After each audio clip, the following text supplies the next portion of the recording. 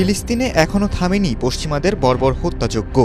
আকাশ থেকে বোমা হামলায় ধ্বংস হয়ে গেছে অধিকাংশ গাজা শহর।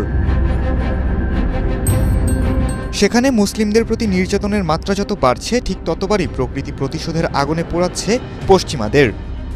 গাজাবাসীর অভিশাপে আবারও পুড়ছে অভিশপ্ত ক্যালিফোর্নিয়া। গত জানুয়ারির পর ক্যালিফোর্নিয়ার আকাশে আবারও উড়ছে কালো ধোঁয়া। ক্যালিফোর্নিয়ার লস অ্যাঞ্জেলেসের উত্তরে ভয়াবহ দাবানলের কারণে শুক্রবার হাজার হাজার বাসিন্দাকে ঘর ছাড়ার নির্দেশ দেওয়া হয়। ক্যানিয়ন ফায়ার নামে এই আগুন ভেনচুরা ও লস অ্যাঞ্জেলেস কাউন্টির সীমান্ত এলাকায় বৃহস্পতিবার শুরু হয়ে দ্রুত ছড়িয়ে পড়ে।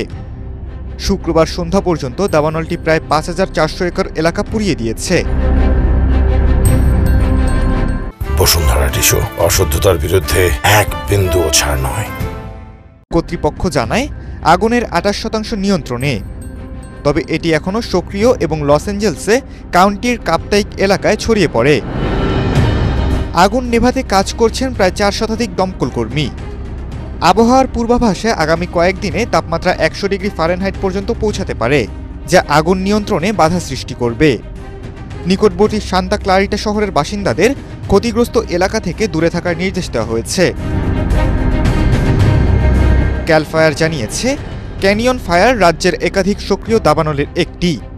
এর মধ্যে সবচেয়ে বড় গিফোর্ড ফায়ার ইতিমধ্যে পুড়িয়ে দিয়েছে ১ লাখ একর এলাকা। বিশেষজ্ঞরা বলছেন, জলবায়ু পরিবর্তনের কারণে বাড়ছে ক্যালিফোর্নিয়ার দাবানলের সংখ্যা ও তীব্রতা। খালিদুল ইসলাম তানভীর, এটিএন বাংলা।